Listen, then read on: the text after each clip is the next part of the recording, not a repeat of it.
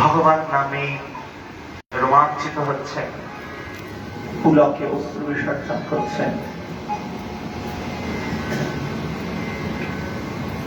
প্রতিক্ষণ আস্বাদনে প্রদূপ হয়ে থাকেন ভগবত কথায়। সেই প্রভু তিনি হচ্ছেন এই জগতে আমাদের প্রেমদাতা। উপযুক্ত গুরু কৃপা না হলে, সদ্গুরু কৃপা না হলে ভগবত দর্শন, ভগবত চেতনা আমাদের লাভ হবে না। দেবর্ষি নারদের মতো গুরু লাভ করেছেন ধ্রুব, তাই কোনদিন কখনো ভক্তিপথ থেকে বিচ্যুত হতে পারলেন না। গুরুর সঙ্গ করলে কেমন হয় এই দৃষ্টান্তটি এই ভাগবতে আমরা দেখতে পাই। ধ্রুব তো বাবার কোলে বসতে পারেননি, পিতা উত্তানপাদের ক্রোড়ে আরোপ করতে পারেননি। এই তো সামান্য একটি যে, কিন্তু গুরুদেব দেবশ্রী নারদ তিনি তো প্রকৃত গুরুদেবের কাজ করেছেন। এমন ভাবে তাকে মন্ত্র দান করেছেন যে গুরু শক্তি লাভ করে ধ্রুব ভগবানকে লাভ করে স্তুতি করছেন। কাজ করাতে করাতে কাঞ্চন লাভ করেছি প্রভু, আর আমি কাজ করাতে চাই না, তোমার ভক্ত সঙ্গ করে তোমার দর্শন করতে চাই। ধ্রুবকে প্রেরণ করলেন ভগবান আশ্বাস দিয়ে।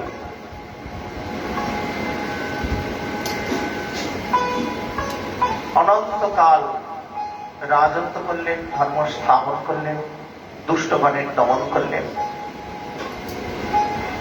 একদিন ধ্রুবের ভ্রাতা উত্তম মৃগয়ায় গেলেন, বনে গিয়ে হিংস্র জন্তুর আক্রমণে প্রাণ হারালেন।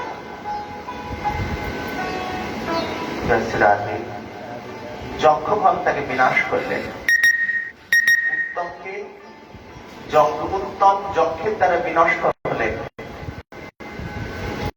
এই কথা শ্রবণ করে ধ্রুব ক্রুদ্ধ হলেন এবং তার সমস্ত অস্ত্র দিয়ে জগতে যক্ষগণকে বিনাশ করতে শুরু করলেন। জগতে যত যক্ষ আছে তারা বিনাশ হতে শুরু করলেন। এইভাবে যক্ষ ধ্বংস হয়ে গেলে জগতের ভারসাম্য থাকবে না বলে ভগবান ব্রহ্মা এসে তাকে আশ্বস্ত করলেন আর নিরস্ত করলেন, এভাবে হিংসে করো না।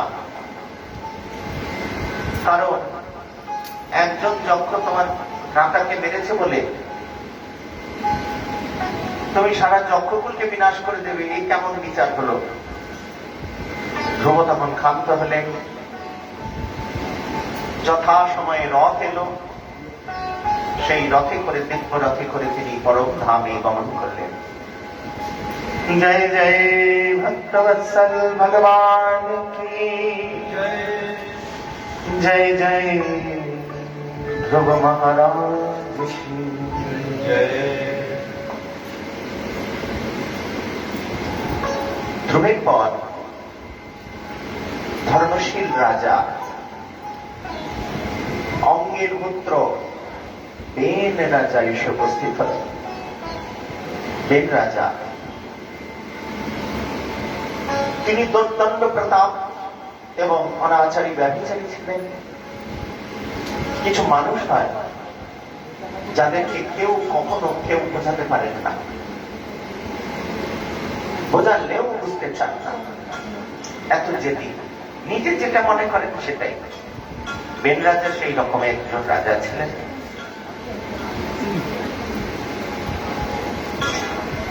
এবং হঠাৎ ঋষিমুনিদের আহ্বান করে ডাকলেন, ডেকে বললেন, আপনারা কিসের দুঃখ করেন, কিসের পূজা করেন বলুন তো? ভগবান পরমেশ্বরের।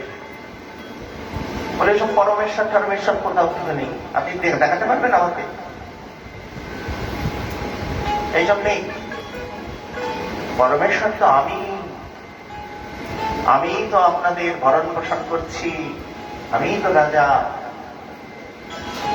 যদি দেবদেবীর পূজা করতে হয়, ভগবানের পূজা করতে হয়, হে মুনি ঋষিবৃন্দ, আপনি আপনারা আমার পূজা করুন, আমি হব না। এই কথা শ্রবণ করে ঋষি মুনিরা তত্ত্ব জ্ঞান দিলেন বেন রাজাকে। যতই তত্ত্ব জ্ঞান দেয়, বেন রাজা এড়ে তর্ক শুরু করে দেয়। কোন মতেই যখন তাকে বোঝানো গেল না এবং ঋষি মুনিগণকে শাসন করে বলছেন তোমাদের পূজা বন্ধ করতে হবে, তখন ঋষিরা ক্রুদ্ধ হয়ে সকলে এক স্বরে বেদ মন্ত্র উচ্চারণ করে হুঙ্কার দিলেন। আর সেই হুঙ্কার শ্রবণ করে বেন রাজা স্থির থাকতে পারলেন না, তিনি হৃদরোগে আক্রান্ত হয়ে মারা গেলেন।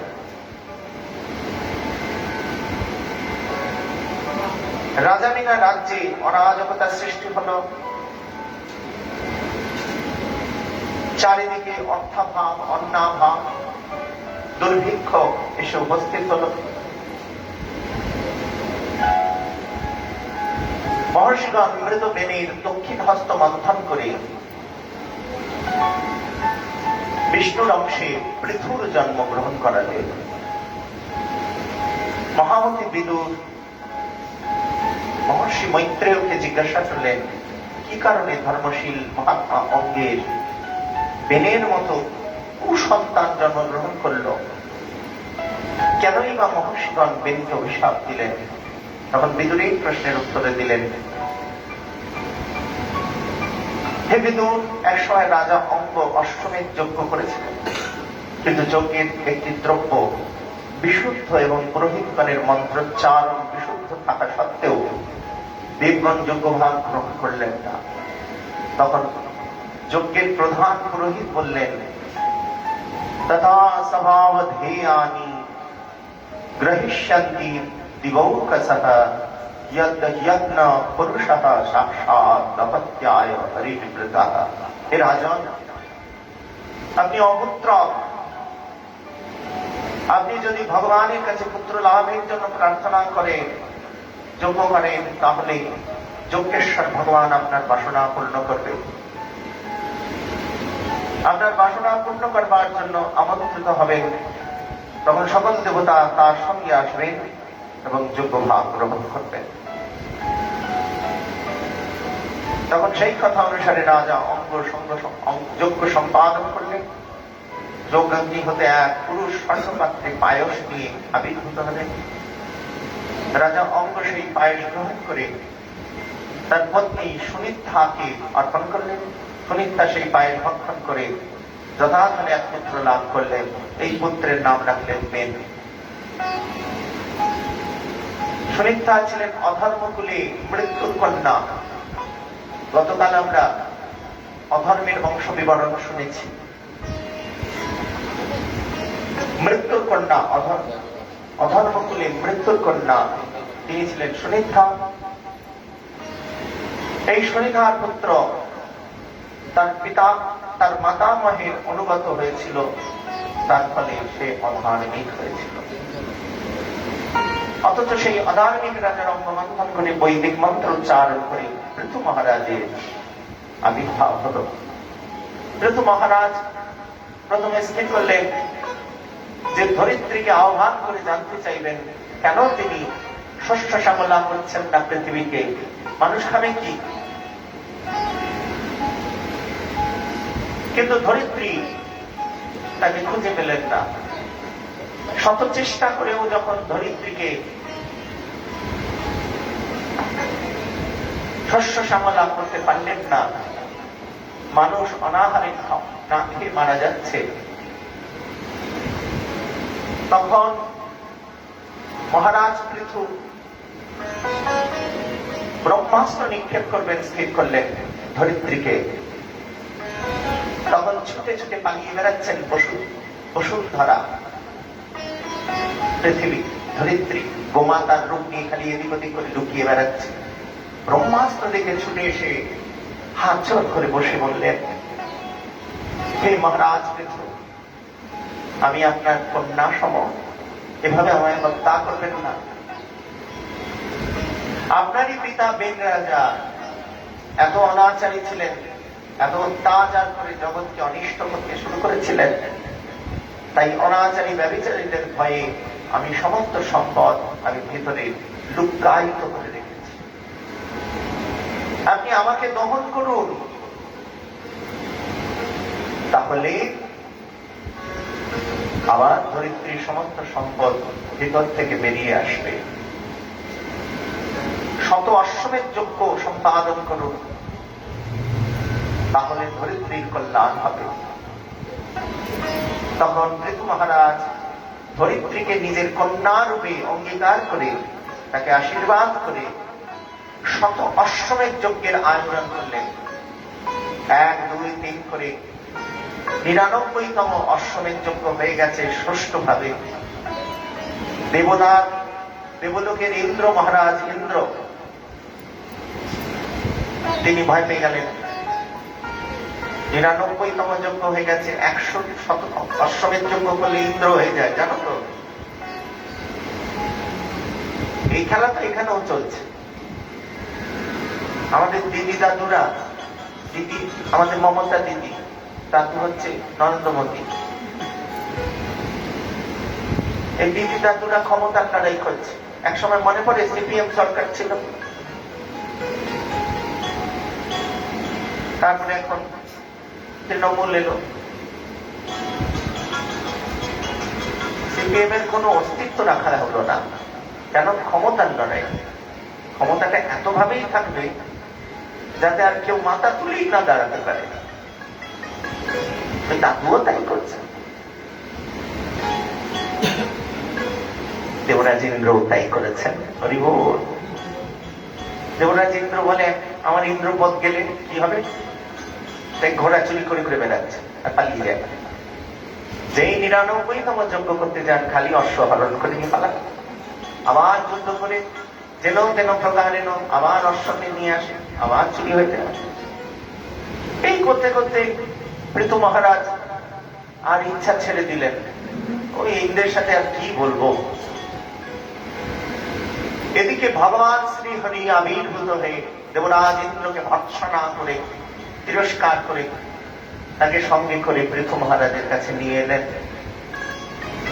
বললেন, হে পৃথু, দেবরাজ ইন্দ্রকে ক্ষমা করে দিও, ও তোমার ঘোড়াটা খালি চুরি করে নিয়ে যায়। পৃথু মহারাজ বললেন, তাকে আর কি ক্ষমা করবো, তার প্রতি আমি কৃতজ্ঞ। এত কৃতজ্ঞতা রাখি কই? কিসের কৃতজ্ঞতা? ভগবান বললেন, কিসের কৃতজ্ঞতা? পৃথু মহারাজ বললেন, হে প্রভু, সে যদি অশ্ব হরণ না করত, হে পদ্মপলাশ লোচন হরি, তুমি কি আমার সভায় সেইভাবে দেখা দিতে?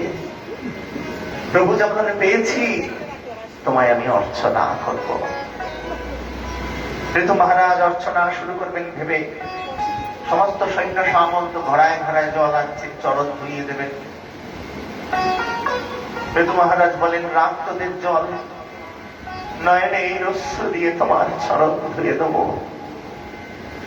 হৃদয় পুষ্প তোমার চরণে নিবেদন করব, অনুরাগ চন্দন দিয়ে তোমার অঙ্গকে ভূষিত করব। আজ নাকি নৌকা বিলাস সাজানো হয়েছে। কখন হয়? যখন চন্দন যাত্রা হয়। চন্দন চলচিত নীল কলে মর পীত বসন বনমা। হরি বল। তাই অর্চনে পৃথু মহারাজ, এই পৃথু মহারাজে অপার কাহিনী শ্রীমদ ভাগবত বর্ণনা করেছেন।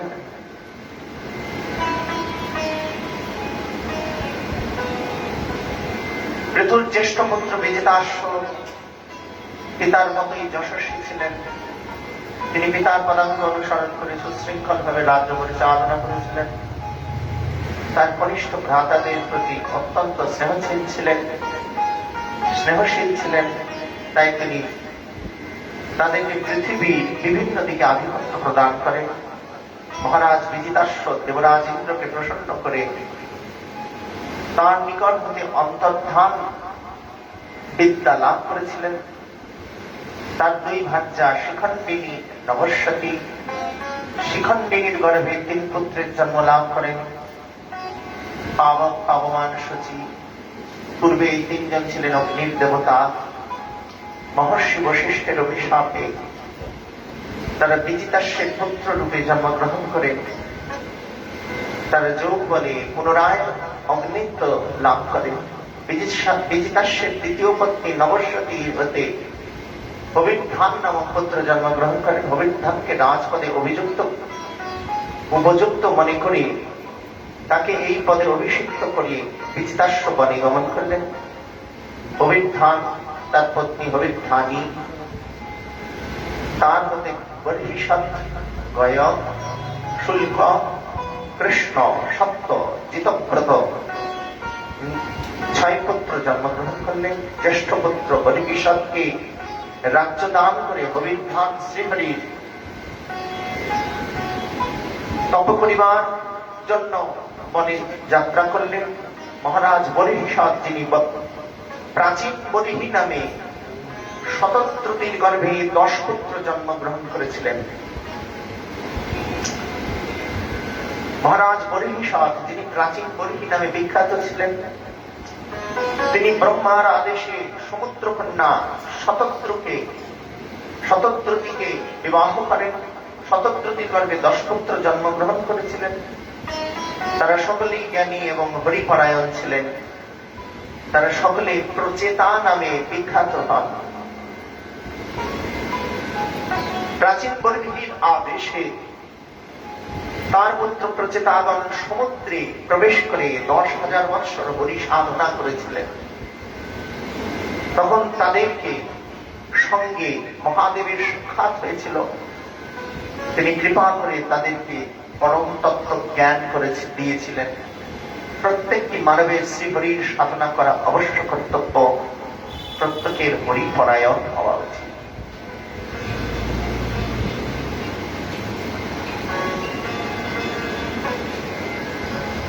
পুরঞ্জন নামক এক ব্যক্তির কথা শ্রীমদ্ ভাগবতে বর্ণনা আছে।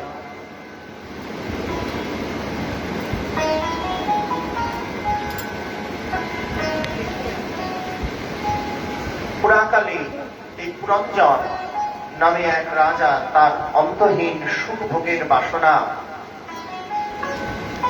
নিয়ে বসবাসের জন্য উপযুক্ত স্থান অন্বেষণে সমগ্র পৃথিবী ভ্রমণ করেছিলেন। তিনি একটি অপূর্ব সুরম্য পুরী দর্শন করলেন। অপূর্বা সুন্দরী নারী 10 জন রক্ষীর দ্বারা পঞ্চশীল বিশিষ্ট একটি শর্তের দ্বারা বেষ্টিত হয়ে সেই উদ্যানে প্রবেশ করলেন। রাজা পুরঞ্জন সেই অপরূপা রমণীকে দেখে কামস্বরে জর্জরিত হলেন। তার সাথে সংসার পাতলেন। দীর্ঘকাল তার সাথে সংসার করে গেলেন, ভোগ বিলাস করলেন। দস্যুদের হাতে পীড়িত হয়ে সেই রমণীকে হত্যা করালো। সকলেই মারা গেলেন। পুরঞ্জন আবার জন্মগ্রহণ করলেন এবং জন্মগ্রহণ করে তিনি নারী শরীর লাভ করলেন। পুরঞ্জন প্রথমে পুরুষ ছিলেন, পরে নারী শরীর লাভ করলেন। এই কথার মধ্যে দিয়ে আমরা জানতে পারি যে আমরা ভাবি না ওই যে নারী পুরুষ ভালোবাসে আর ভাবে জন্ম জন্মান্তর তোমাকে আমি পেতে চাই। এই যে লালসা, কি ছেলে হবে কি মেয়ে হবে এই তো গ্যারান্টি নাই। আজ তুমি পুরুষ হয়ে জন্মগ্রহণ করেছ, আগামী জন্মে তোমাকে ওই রকমই পুরুষ হয়ে আসবে আর একজন সেই পত্নীকেই পাবে, এমন কোনো কথা নাই। 7 জন্ম মানে 7 জন্ম উল্টে পাল্টে যেতে পারে। মানে কখনো স্বামী স্ত্রী হতে পারে, স্ত্রী স্বামী হতে পারে। আর 7 জন্মই পেলাম, কিন্তু পাল্টে গেল তো। এই তো অনুলোম বিলোমের খেলা, তাই ঘুরবে ফিরবে, ঘুরবে ফিরবে। তুমি ভাবছো নরকে যাবে, হয়ে গেল স্বর্গ। কখনো স্বর্গে গিয়ে উপস্থিত হয়েছ, দেখবে নরক। পঞ্চপাণ্ডবদের ভেবেছিল স্বর্গে যাবে, নরকে গিয়ে উপস্থিত হয়েছে। তুচ্ছধনরা গিয়ে স্বর্গে উপস্থিত হয়েছে। এর কি কোনো হিসেব আছে আমার কাছে, তোমার কাছে? অতএব জগতে এই সম্পর্কগুলো নিয়ে আমাদের স্যাক্রিফাইস, কম্প্রোমাইজ আর অ্যাডজাস্টমেন্ট করে চলতে হবে। জীবনে কেউ কোনোদিন মনের মানুষ খুঁজে পাবে না। তাই তো গিয়েছেন, মিলন হবে কতদিনে আমার মনের মানুষের সঙ্গে।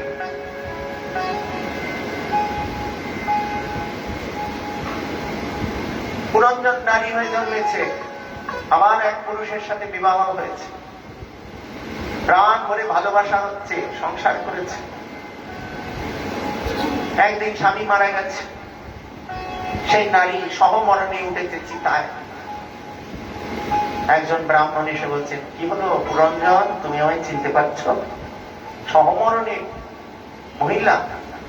মহিলা বলে, আমাকে পুরুষের নামে ডাকছেন কেন? পুরঞ্জন বলে, আমি তো পত্নী, আমি তো সহমরণে যাচ্ছি। বলে, তুমি চিত্ত বিস্মৃতি হয়েছে, এক সময় আমি তোমার বন্ধু ছিলাম। ধীরে ধীরে তুমি এক রমণীর মোহে পড়ে সেই সুরম্যপুরীতে গিয়ে বিবাহ করেছিলে, মনে করো। তার কতগুলো দ্বার, কতগুলো, সবই এই দেহের কথা বলছে, কিন্তু দেহের নবদ্বার, একটি সর্প। বাবা মায়েরা, সাপের স্বপ্ন দেখো না? মাঝে মধ্যে আসে না? আসা উচিত তো। বাদরের স্বপ্ন দেখো না? না দেখলেও ওপর থেকে পড়ে যাচ্ছ, দেখো না? সারা রাত ধরে পড়ে যাচ্ছ, পড়ে যাচ্ছ, পড়ে যাচ্ছ, পড়ে যাচ্ছ, পড়ে যাচ্ছ, যেই ধূপ করে পড়ে গেলে ঘুমটা ভেঙে গেল।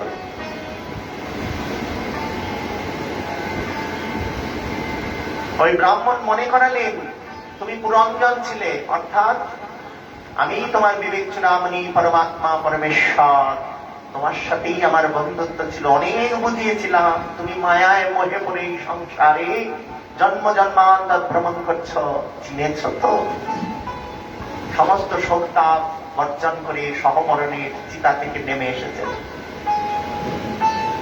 গতস্য সচনা নাস্তি, সংসারে আসা যাওয়া চলবে। জগৎগুরু শঙ্করাচার্য তাই বলছেন, ভজ গোবিন্দম, ভজ গোবিন্দম, গোবিন্দম ভজ মূঢ়মতে। ভজ গোবিন্দম, ভজ গোবিন্দম, গোবিন্দম ভজ মূঢ়মতে। ভজ গোবিন্দম, ভজ গোবিন্দম, গোবিন্দম ভজ মূঢ়মতে। ভজ গোবিন্দম, ভজ গোবিন্দম, গোবিন্দম ভজ মূঢ়মতে। ভজ গোবিন্দম, ভজ গোবিন্দম, গোবিন্দম ভজ মূঢ়মতে। কাতবকন্তা কস্তে পুত্রঃ, संसारोऽयमतीव विचित्रः। तस्य त्वं वा भूतयायात, तत्त्वं चिन्तय जदिदं घात। भज गोविन्दं, भज गोविन्दं, गोविन्दं भज मूঢ়मते। विनयाविन्यो सायं प्रातः, शिशिरवसन्तौ पुनरायात। कालः क्रीडति गच्छति आयु, तदपि न मुञ्चति आशावायु। भज गोविन्दं, भज गोविन्दं, गोविन्दं भज मूঢ়मते। भज गोविन्दं, भज गोविन्दं,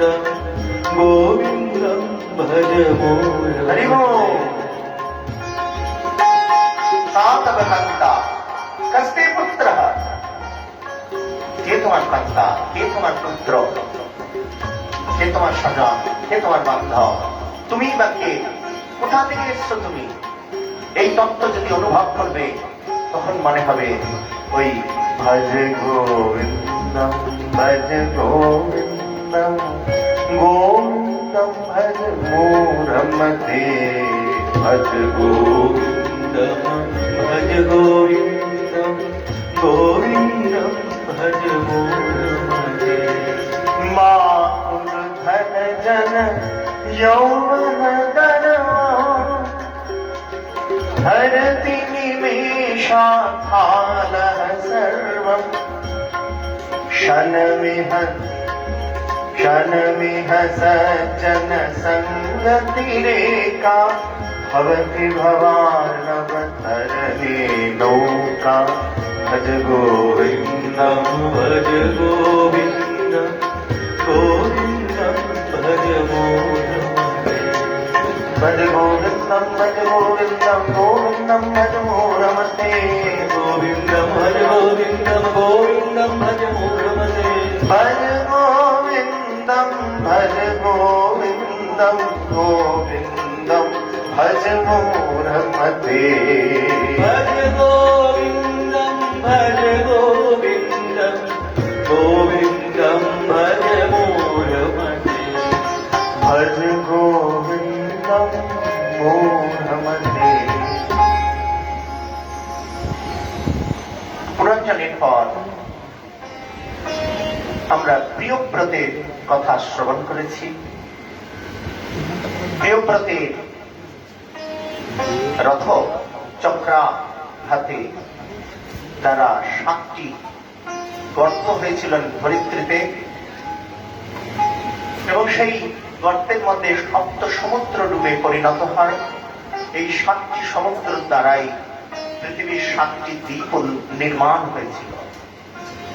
জম্মু, প্লাক্সা, শালমলি, কুশ, ক্রৌঞ্চ, শাক, পুষ্কর, এই 7টি দ্বীপ, এই 7টি দ্বীপ পরীক্ষাতুল্য 7টি সমুদ্র চতুর্দিকে ব্যাপ্ত রয়েছে এবং সমুদ্রের মধ্যে যে সমুদ্রগুলির নাম বলা হচ্ছে সেগুলি হল লবণীক্ষ, ঘৃত, দুগ্ধ, দধি, সুরা, জল। প্রিয়ব্রত জম্মু প্রভৃতি 7টি দ্বীপের এক একটিতে অগ্নিদ্র প্রভৃতি 7 জন পুত্রের এক একজনকে অভিষিক্ত করলেন। পূজ্যবতী নামক কন্যাকে শুক্রাচার্যের হস্তে অর্পণ করলেন। এই শুক্রাচার্যের কন্যা দেবযানী।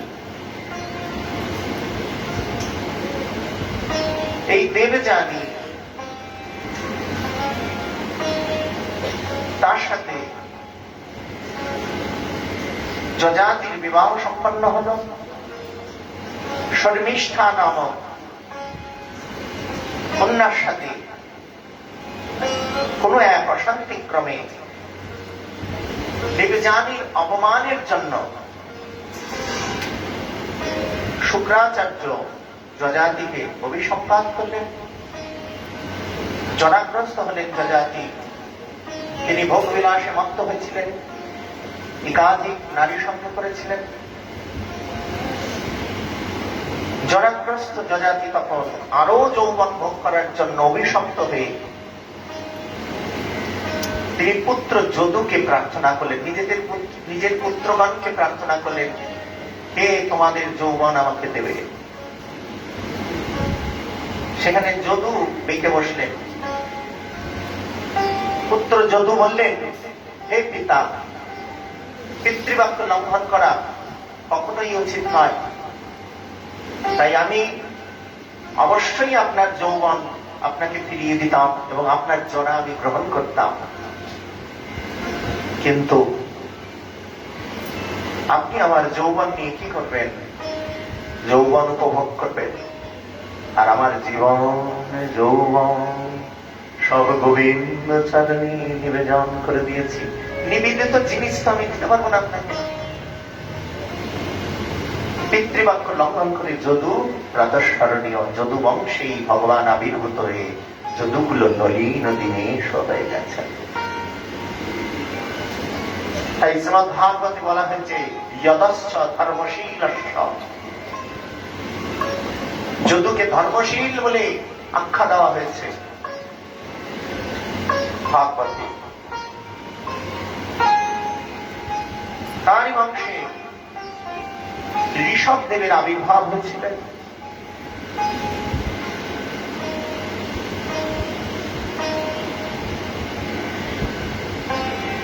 ঋষভ দেবের পত্নী জয়ন্তী,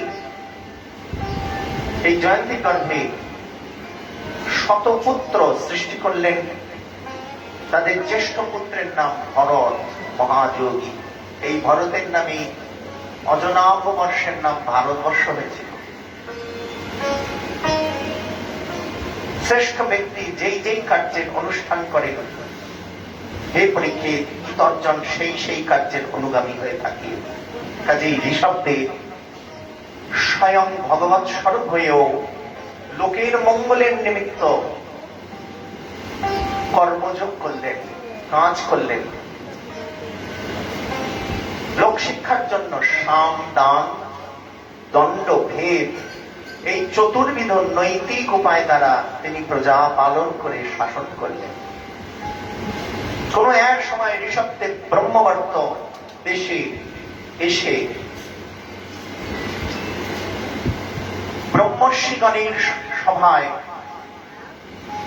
উপস্থিত হয়ে প্রজাগণের সমক্ষে নিজ পুত্রগণকে শিক্ষাদান করবার উদ্দেশ্যে বললেন, হে পুত্রগণ, নরদেহ লাভ করে বিষয়ভোগ দ্বারা সেই শরীরের অপচয় সাধন করা উচিত নয়। অপ্রাকৃত তপস্যায় অন্তঃকরণ বিশুদ্ধ হয়, অসীম ব্রহ্মানন্দে অনুভব হয়। ঋষভদেব আমাদের জগতে পঞ্চবিংশতি ভাব প্রকাশ করিয়েছিলেন। নিপুণ ব্যক্তিগণ ধৈর্য, উৎসাহ, সত্যযুক্ত হয়ে পঞ্চবিংশতি ভাবের সাহায্যে অহংকার রূপ হেতুর বিলয় সাধন করে থাকেন।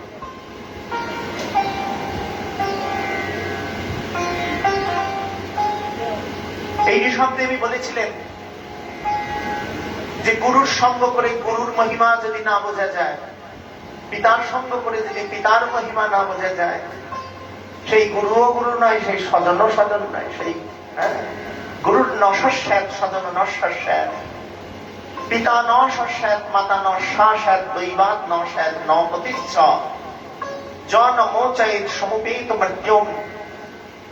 সেই গুরু গুরু নয়, সেই স্বজন স্বজন নয়, সেই পিতা পিতা নয়, সেই মাতা মাতা নয়, সেই পতি পতি নয়, সেই দেবতা দেবতা নয়, যে তোমার আজন্ম মৃত্যু ব্যাধি মোচন করতে পারল না অমৃতের সন্ধান দিয়ে। আমরা তো অমৃতের সন্তান।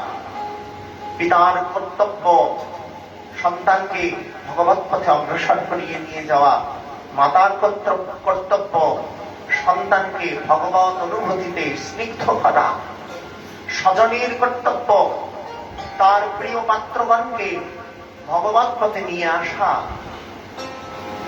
যারা এই কর্ম করেন না, সে পিতা হয়েও পিতা নয়, মাতা হয়েও মাতা নয়, স্বজন হয়েও স্বজন নয়, পতি হয়েও পতি নয়, দেবতা হয়েও দেবতা নয়।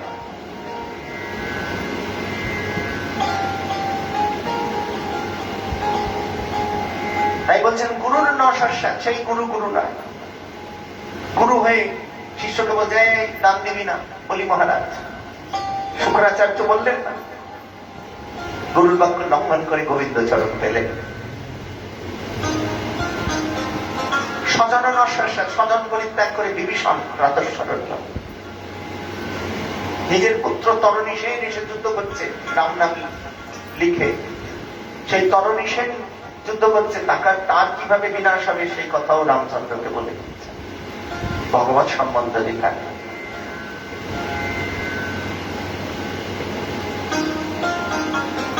পিতা নস্যাৎ, পিতার কথা শুনিনি যদু, যদুর বংশেই তো আবির্ভূত হলেন ভগবান। পিতার কথা শুনিনি প্রহ্লাদ, প্রহ্লাদ প্রাতঃস্মরণ।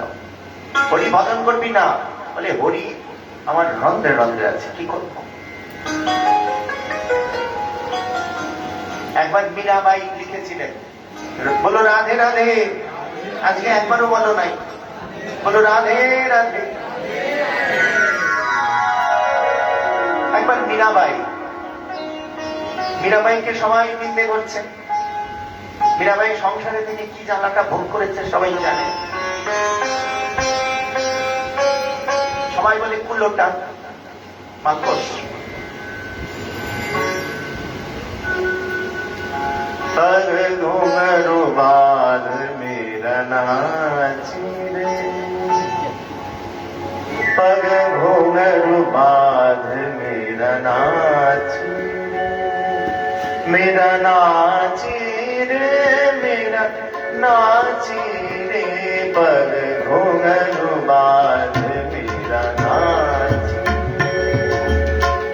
लोग कहे मेरा भैवावरी, लोग कहे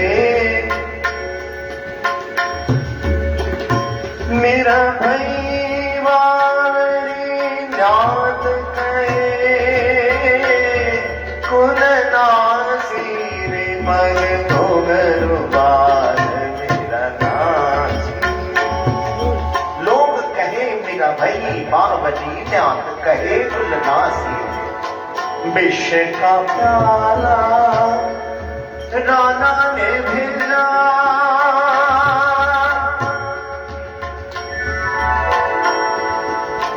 प्याला राना ने भेजा, पीबत मीरा हासी ने, पग घुंघरू बांध मेरा नाची। मीराबाई পায়ে ঘুঙ্গুর বেঁধে নেচে নেচে বলছে, ন্যাত কহে কুল নাসি রে। শ্বশুর শাশুড়ি যেই বলবে সবাই কি বলছে, কুলোটা খালি হরিনাম করে করে ঘাগরা চলি করে ঘুরে ঘুরে বেড়ায়। তাই লিখেছেন, পত্র লিখেছেন কাকে, হংসধ্বনি। হ্যাঁ, কি বলছেন মীরাবাই বলছেন, হে তুলসীদাস জি, ন্যাত কহে কুল নাসি রে। আমি কি কুল্লটা? আমি তো গিরিধারী ছাড়া জানি না। मोर तो गिरधर कुपाल दूसरो न कोई, तात मात बंधु भात जग में है न कोई। আমার জগতে তাঁত মাত বন্ধু ভ্রাত জানি না, সমভ্রম। আমি শুধু গিরিধারী গোপালকে জানি। আমি কি কুলোটা? আপনি বলুন না। সবাই বলছেন এইসব ছেড়ে নাকি সংসার ধর্ম করতে হবে।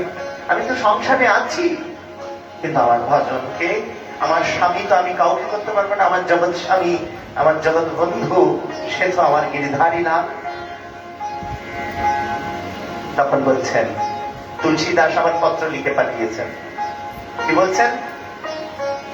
जाकी प्रियन राम वैदेही, जाकी प्रियन राम वैदेही, सोचरिए कोटि बैरी सम, सोचरिए कोटि बैरी सम, जदपि परम सदेही,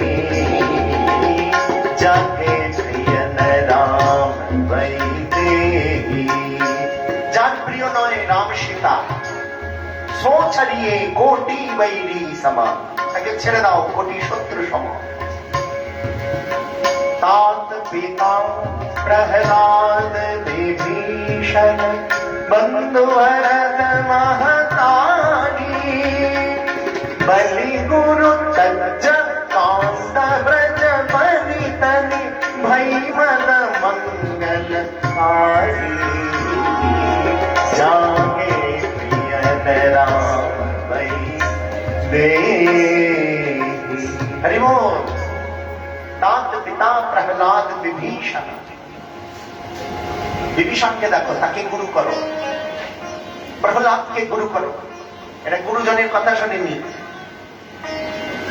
বন্ধু ভরত মহাতারী, মায়ের কথা শোনেনি। ভরত বলে এমন মায়ের মুখ দেখবো না। 14 বৎসর বনবাসে গেছে রাম, তিনি মায়ের কাছে যাননি ভরত। তাহলে গুরুটা কে? গুরু এ ও সে নয়।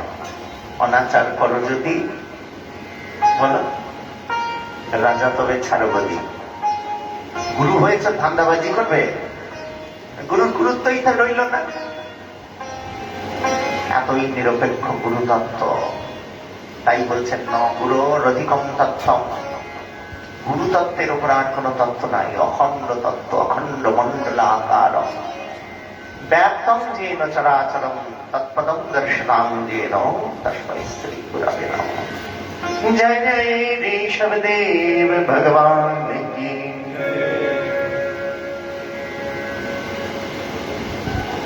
পরম ভাগবত ঋষভদেবের জ্যেষ্ঠ পুত্র ভরত, সবকটাই ব্রহ্মজ্ঞ।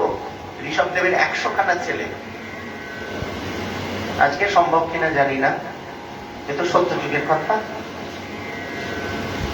তো 100 পুত্র, 100 পুত্রই ব্রহ্মজ্ঞ। তার মধ্যে 9 জন তো খুব শ্রেষ্ঠ। কনিষ্ঠ 9 জন পুত্রের নাম বলতে পারবে? ঋষভদেব, একটু আগে ঋষভদেবের কাহিনী আমরা আলোচনা করছিলাম। এই ঋষভদেবের 100 পুত্রের কনিষ্ঠ 9 জন পুত্র হলো কবি, হরি, অন্তরিক্ষ, দ্রমিল, যমস, করমহাজন, পলায়, অনবিয়ত্র। এনারা হচ্ছেন নবযোগীন্দ্র। আর জ্যেষ্ঠ ভ্রাতা হচ্ছেন ভরত। ঋষভদেব যে অজনাভ বর্ষ রচনা করেছিলেন, সেই অজনাভ বর্ষ, তা সেই বর্ষ ভরতের নামে হয়েছিল ভারতবর্ষ। এই নামে কারোর ডাকার অধিকার নাই বোধহয় কেউ আর এই নামে ডাকে না। ওটা আমরাই বলি ভারত, বাকি কারোর অধিকার নাই। তারা ইন্ডিয়া বলুক, ইয়ে মেরা ইন্ডিয়া, বল। আমরা ইন্ডিয়া নই, আমরা ভারতবাসী। এই ভারতবর্ষ, বর্ষ আজও কিন্তু বর্ষ চলছে। এগুলি ফেলার জিনিস না, পুরাণের রহস্য। পুরাণের রহস্য আমরা কোনোদিন ভেদ করতে পারবো কিনা জানি না। একমাত্র যারা এই রহস্য জানেন তারা সৎতত্ত্বজ্ঞ, অবশ্যই ভগবান পদবাচ্য। যাই হোক,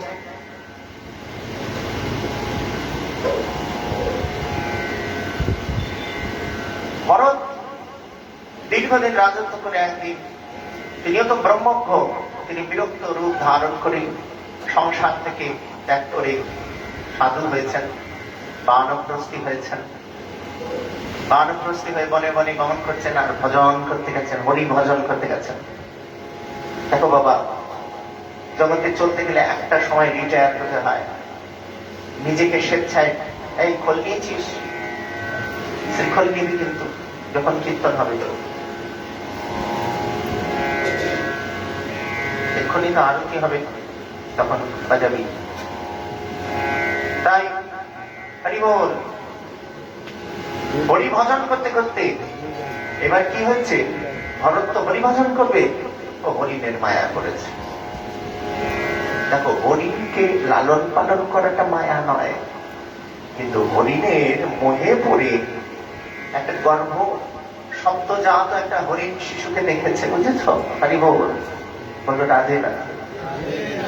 ভরত বনে ভজন করছেন, বনে বসে বসে হরিনাম করছেন, ভজন কীর্তন করছেন। ওমা, নদীর মধ্যে দেখলো একটা গর্ভবতী হরিণ হিংস্র জন্তুর আক্রমণে লাফ দিয়েছে। লাফ দেওয়ার সঙ্গে সঙ্গে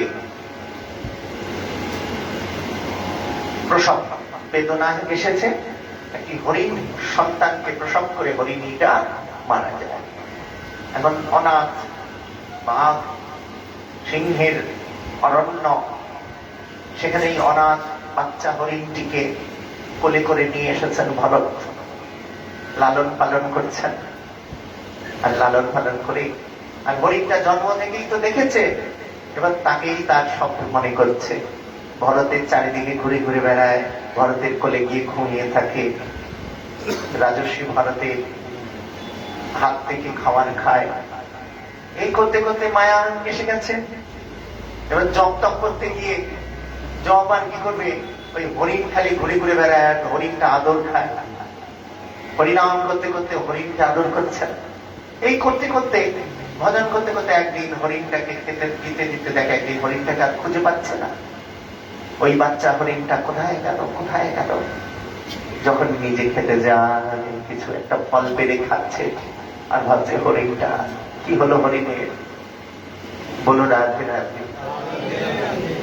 সামনে বসে কথা বলবে না, দৃষ্টি আকর্ষণ করবে না, বলো রাধে রাধে। এইভাবে ভরত কোনো কিছু আহার করতে আর স্পৃহা হচ্ছে না। যখনই কিছু খেতে যায় হরিণটা কোথায় আছে না জানি, হারিয়ে গেছে, ঘুরে ঘুরে বেড়াচ্ছে। এই করতে করতে হরিণের চিন্তা করতে করতে করতে বিমর্ষ হয়ে না খেয়ে না দিয়ে ধীরে ধীরে একদিন প্রাণ হারালো। গীতায় কি বলছে জানো? জম জম বাপি স্মরণ ভাব তজত্যন্তে কলেবরম তং তমেবৈতি কৌন্তেয় তৎ সদা তদ্ভাব ভাবিত। শ্রীমদ্ ভগবত গীতায় বলছেন সারা জীবন যে ভাবটা নিয়ে নিয়ে তারপরে প্রাণটা ত্যাগ করবো, ওই ভাবেরই তোমার গতি হবে। আর কি কি প্ল্যান করে রেখেছো একটু বলো না শুনি। ভাবছো মরার সময় ঠিক আমি প্ল্যান করে রেখেছি হরিনাম করব, এখন সংসার করছি করি, তাই তো? কপাল হবে, কাঁচ কলা হবে। সারা জীবন যেটা ভেবে রেখেছ। এক ফকির এক আচার্যকে বলতেন, তিনি খুব এরকম আমার মতো জ্ঞান পাবি, অনেক জ্ঞান দেয় জ্ঞান দেয়। আর একজন ফকির পথ দিয়ে যায় বলে এ বেটা মরতে সাবধান। আচার্য গায়ে লাগে। আবার ফকির আসে প্রতিদিন এসে বলে এই বেটা মরতে সাবধান। আচার্য বলে আমি জ্ঞান দেই সবাই কে, আর সে আমাকে আবার জ্ঞান দেয় মরতে সাবধান, তুই মরতে সাবধান। এই একদিন বয়স হয়ে গেছে আচার্যের, শুয়ে রয়েছে খাটে, শুয়ে শুয়ে শ্বাস উঠে গেছে, শরীর অসুস্থ, জ্বর এসেছে, বয়স হয়েছে আচার্যের। শুয়ে শুয়ে ওপর দিকে তাকিয়ে দেখে তাকের ওপর দুটো নতুন জুতো পাদুকা। সেই জুতাখানা দেখেই মনে পড়েছে আমার ওই শিষ্য দিয়েছিল, বলেছিল এই জুতোটা পরবেন, প্রাণী বেরিয়ে আসছে, আর বোধহয় এই জুতো পরা হলো না। বল জুতো পরা হলো না, এই বলেই ঘুম মরে গেছে। জাতিস্বর হয়ে জন্মেছে, আবার জুতোর দোকানে কাজ করে, জুতো সেলাই করছে, মুচি হয়েছে। ফকির এখনো মেখে বেঁচে আছে। ফকির এসে বলছে কি বলেছিলাম না মরতে সাবধান। ভরত সেও জাতিস্বর হয়েই জন্মালো, কিন্তু হরিণ হয়ে জন্মেছে। হরিণ চিন্তন করতে করতে করতে করতে বলে আর সময় নষ্ট নয়, যা কিছু তো আছে আমার ভেতরেই আছে, চেতনা তো আছে, চৈতন্য তো আছে, ভুল করে ফেলেছে, আর সময় নষ্ট না। হরিণটা কি করে, একটু প্রার্থনা করো ঠাকুরের কাছে, আজকেই যদি কণ্ঠের এই হাল হয়, এখনো তো 3 দিন বাকি নাকি, কালকে তো অনেক আনন্দ, আজকেও তো নন্দকে আনন্দ, তাই না? সবাই আছো তো লজেন্স বগলে নিয়ে, হাতে নিয়ে লজেন, গোবিন্দ ভজেন, হরি বল। তারপর ওই ভরত হরিণ, সেই হরিণ তখন সাধুদের সঙ্গ করছে, বলো রাধে রাধে। সাধুদের সাথে থাকে, হরি কথা শোনে, সাধুদের কাছে বসে বসে তাদেরই প্রসাদ পায়। এইরকম অনেক জীবন পাবে তোমরা। আমি কয়েকটি জীবন পেয়েছি, এই দেশে আমি অতটা পাইনি, আমি বাংলাদেশে গিয়ে পেয়েছি। মাধবদ্বীপ বলে একটি স্থান আছে, যারা বাংলাদেশে তারা জানো। নরসিংদী, মাধবদীতে একটা কুকুরকে দেখেছি। যেখানে হরি কথা হয়, যেখানে হরি নাম হয়, যেখানে সাধুরা আসে, ঠিক ওইখানে গিয়ে কাউকে বিরক্ত করে না, দরজার আড়ালে চুপটি করে বসে থাকে। দরজা দিলেই রেগে ফায়ার হয়ে যায়। দরজা দেওয়া যাবে না, দরজা খুলে রাখো, আমি তো কাউকে বিরক্ত করছি না।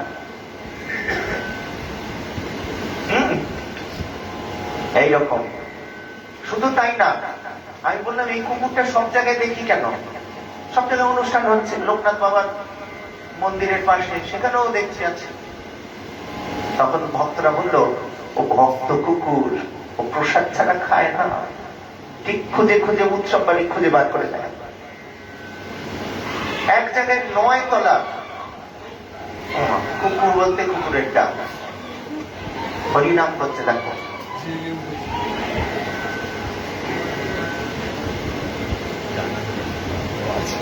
চরকদাস বাবাজি মহারাজ তো কুকুরগণকে গলনিকৃত বাসে আমন্ত্রণ করে এসেছিলেন।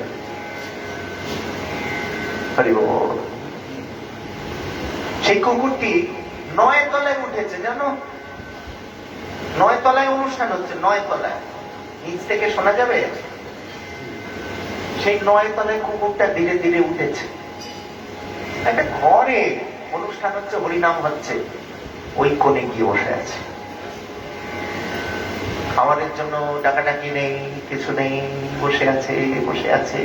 সবাই প্রসাদ পেয়ে চলে যাচ্ছে, শুধু তাকায় আর চুপ করে বসে থাকে। সবাই চলে গেছে। তারপরে গৃহকর্তা একটা ছোট্ট পাত্রে করে প্রসাদ নিয়ে এসে যেই ওকে দিয়েছে, প্রসাদ পেয়েছে, একটু প্রণাম করার মতো ভাব দেখিয়ে তারপরে 9 তলা থেকে 1 তলায় চলে গেছে। কিন্তু আর বুঝতে বাকি থাকে না বাবা, 10টা কুকুর তো এরকম করে না যেটা ও করছে। আজও আছে। তাই হরিণ জন্ম লাভ করে সারা জীবন সাধু সঙ্গ করে কাটিয়ে দিল। আবার মৃত্যু হলো। জাতিস্বর সেই ভরত হরিণ আবার পুরুষ জন্ম লাভ করে মানব জন্ম দেহ লাভ করলেন। জন্মানোর সঙ্গে সঙ্গে বুঝে গেলেন ঝামেলা মিটিয়ে এসছি, আবার আর ঝামেলা করতে চাই না। কথাই অনিষ্টের মূল। যে কথা বলবো ততই মায়ায় জড়াবো। কথা কিন্তু মায়া বাবা, যত কথা বলবে কথা মায়া। একমাত্র হরি কথাই কথা, আর সব বৃথা ব্যথা। এই কথা কিন্তু সাধারণ কথা নয়। যার মুখে ভাই হরি কথা নাই, তার কাছে তুমি যেও না। যার মুখ ভেবে ভুলে যাও হরি, তার মুখ পানে যেও না। যে পথ গিয়াছে হরির দুয়ারে, সে পথে সাথী ছিল না। কথাই বন্ধ করে দিলেন জড়ভরত, নাম হয়ে গেল জড়ভরত। জড় পদার্থের মতো থাকি। অনেক বিদ্যা অর্জন করাতে চাইল তার পিতা মাতা, কাজে এলো না। তার আর বিদ্যা অর্জন লাগবে না, সে বিদ্যা পরম বিদ্যা। সবাই জড়ভরত বলতে শুরু করলো। দস্যুরা নিয়ে চলে গেল লুটে, বল নরবলি দেবে। হরি বল।